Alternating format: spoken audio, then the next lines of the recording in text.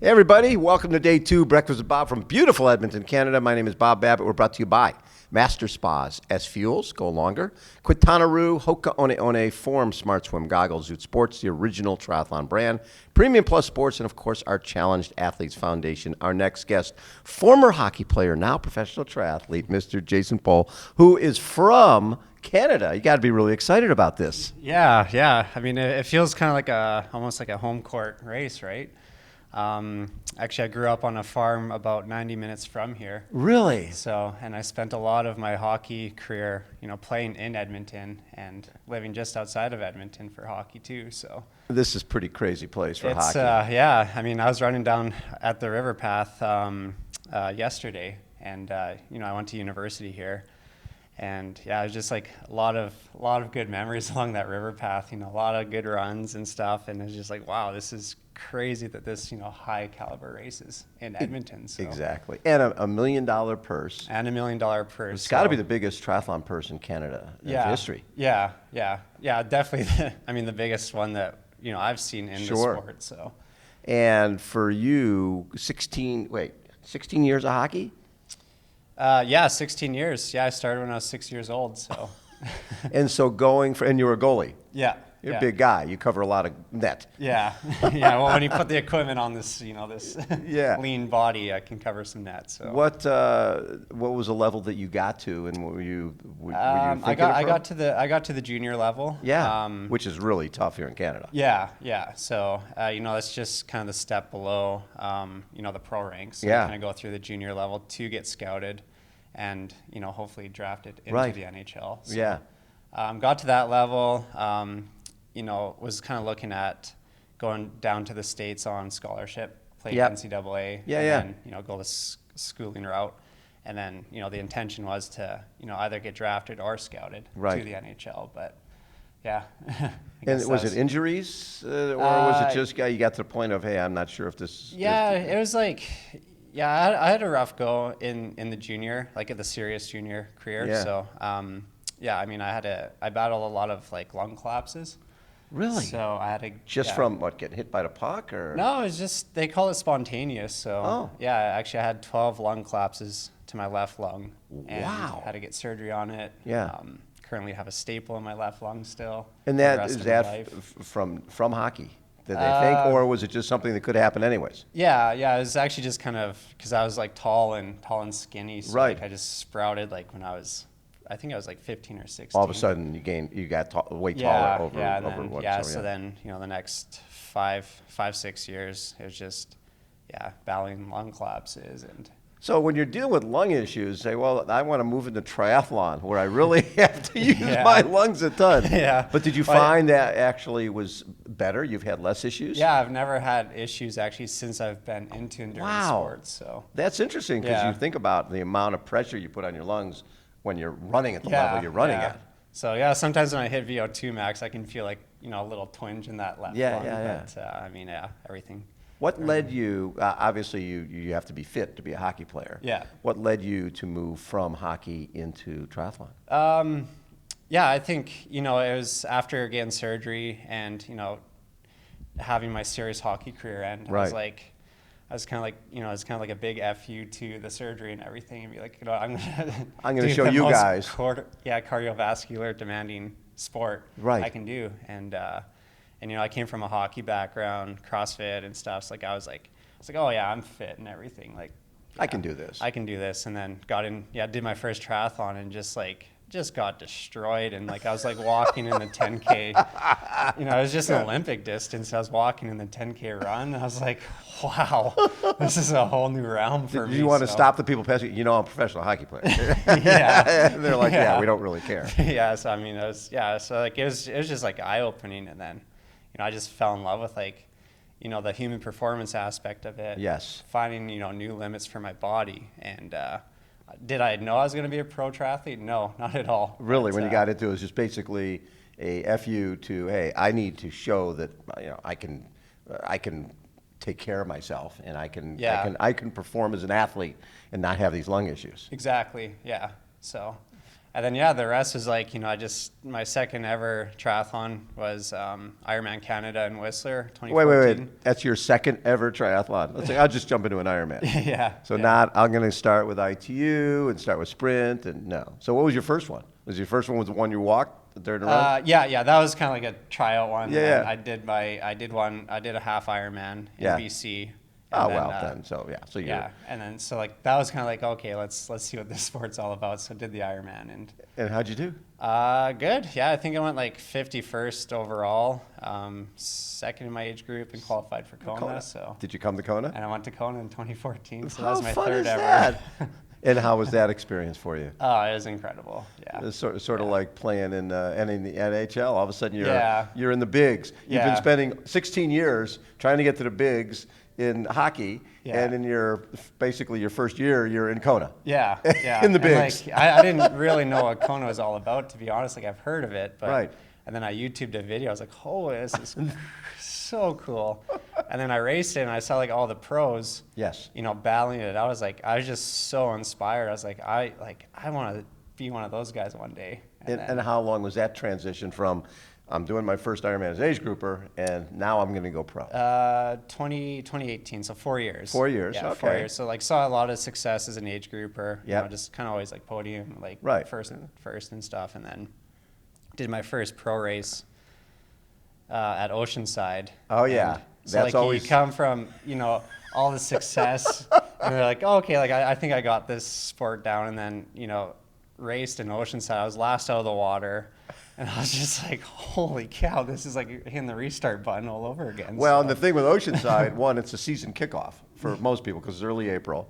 And so nobody really knows where everybody's at, right? Yeah. But all you know is that people are wearing their brand new race kits and they've been training all winter for that race. Yeah. And you're coming in as new meat. Basically, who are the new pros who have no clue how fast this is going to be, who are age groupers thinking, oh, well, I look at my time and their time, and it's not that far off. Yeah. It's a different game, isn't it? Oh, totally. So, yeah, it's just been, just quite the journey, just trying to, get towards that world-class level now. Yes. So, yeah. So what do you look at as as a race that told you, okay, I can be at that world-class level? I think when I made the shift to Coach Ryan Bolton. Yes. He's taught me so much, and then he treats us pros like world-class pros like. Absolutely. And my first race under him, I think I went 5th at 70.3 Campeche in Mexico right before COVID happened. Yeah. And it was a pretty good field. So I was like, I was like, I can progress in this. And then COVID happened, and then had some tough setbacks in 2021. Yeah, a couple of DNF Challenge Cancun and Chattanooga. But in the meantime, you were was it 4th? Yeah, 4th at Ironman Coeur d'Alene. So and then, in a 1,000,000-degree heat. Exactly. Yeah. So it was so hot up there. Yeah. So I think I've just kind of, built that belief in myself and that confidence around myself. Training with guys like Sam Long, Ben Hoffman. Seeing where I stack up against him and, where I'm at. And, I think I've just developed that confidence just through, a ton of work. Right. So when you guys have those camps, what's great about what Ryan does with the Harambe Project, because it's not just triathletes. He has his runners out there too, like Caroline Rotich and, Boston Marathon champion. Yeah. So you get to see what real runners do as well. Yeah, totally. So, pretty fun. Yeah. So it'd be good for you to try to draft on Caroline because she's like 4'8". Yeah, not happening. Yeah. But yeah, it's been cool. So, yeah. And with the DNF, so this year you're back in Oceanside. You're dealing with some injuries? Yeah. So DNF in Oceanside. I had a hip issue. So okay, and same with Oregon. Was that part of that too? Oregon was actually 2 days before the race in Oregon. I was just pre-riding the course and I got into a bike crash. Oh no. Yeah, so there's still some rash. Oh my God. Okay. And the hip and everything. I had basically had a day and a half to get this hip loosened up, swelling down. So it was 2 to 3 ice baths a day, stretching. Not happening. And then I was like, okay, like, you know, tried some pre-race efforts and stuff. I was like, you know, it feels not bad, so I think I can go. But then, you know, when you race, everything gets accentuated. Yeah. It's like I told Sam after when he went to, he got hit by a car and he's going to come to St. George and race against the best guys in the world when your body's compromised. Yeah. It's a tough ask when everything is shooting 100%. But when your body's a little off, that you can hurt yourself. Yeah, yeah. And ruin your entire season. Yeah, exactly. So, I mean, I pushed it. Like, I was actually only 50 seconds from the lead coming off the bike, and then tried running the first mile. And then that's when I was like, something's not right in that hip. So, right. You know, went back to Canada, got all the imaging done, no fractures, thankfully. Good. You know, just got a lot of manual therapy on it. And then I was like, well, that was a bummer because, you know, I was so close. Like, I had a sniff of, like, you know, being in contention for the lead and everything. Yeah. And so I was like, you know what, I'm just going to do this shot in the dark. So I emailed the PTO. I was like, hey, I'm a Canadian, went to university in Edmonton, played a lot of hockey there. You know, my family farm's only 90 minutes away. I was like, you know, I've had a rough stretch, you know, over this last year. Yep. And I was like, I would love a shot. So if a spot opens up last minute, please, you know, consider me. I'll be there. I'll be ready. And just give me that shot. Never hurts to ask. And yeah. And then it was like, you know, 6 days ago on Friday, I got the email saying that you're in. So I was like, holy, okay. That you know, is this so is cool. just a break I wanted and needed. Have you raced here at all? Because they used to have, now when they still have the WTS races, but that you've never been part of that whole ITU thing. No, so no, will I this be your haven't. first time racing here? Yeah, first time racing. Oh, in Edmonton, very fun. And super cool. You get to like go down, you know, all race this area, downtown areas you've Edmonton been part of forever. Yeah.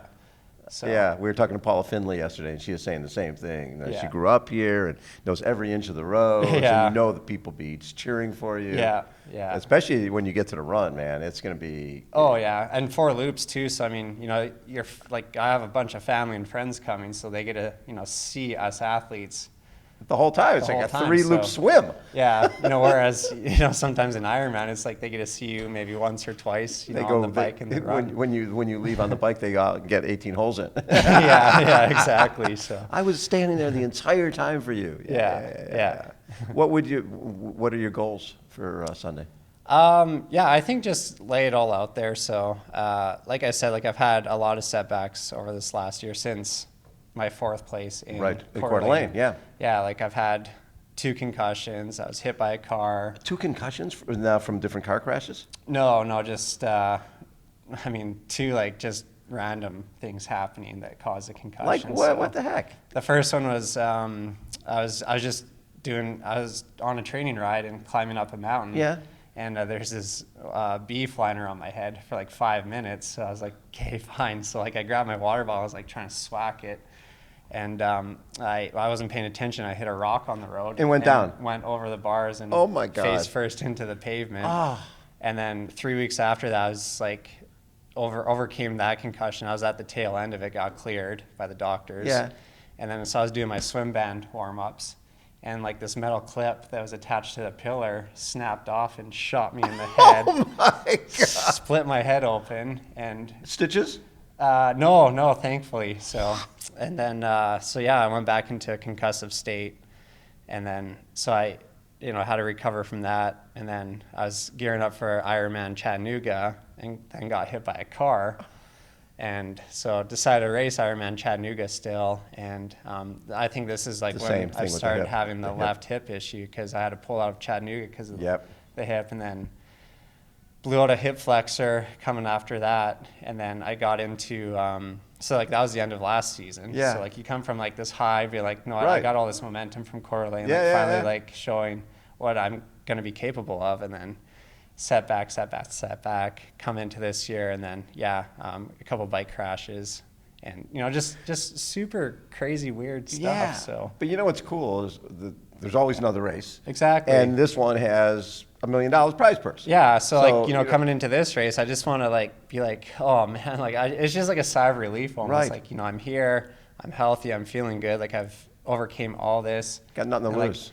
Yeah. I just want to go there and just show like what I'm capable of, and I love you know, it. just What's amazing to freaking me unleashed, is you spend so. 16 years having people shoot pucks at your head. Yeah. Right? Not a single concussion. Not a single in my concussion, hockey right? career. From people throwing a puck 100 miles an hour at your head. Yeah. And I'm sure you were hit a number of times in the helmet, but you were fine. Yeah. And then you're like riding your bike. Yeah. And not even, one got hit by a car, but the other ones, and then warming up with swim cords. Yeah.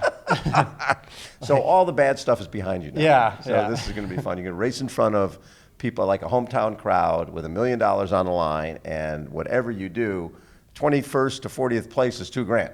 Yeah. Right? Yeah. So whatever happens, you finish 10th is $16,000. $16,000, Yeah. which is equivalent to winning an Ironman, really. Totally. Yeah. So yeah, I mean I'm just laying it all out there. So. And you got nothing to lose. Exactly. That's the best part. Yeah, so it's gonna be fun. Jason, always so much fun to chat with you. I Yeah. love when people come over from sort of mainstream sports and fall in love with this crazy sport. Yeah, yeah. Thank you, Jason. Yeah, thank Appreciate you. it. Jason Pohl has been our guest, everybody. Again, Breakfast with Bob, day 2 from beautiful Edmonton, Canada. Hold on. We will be right back.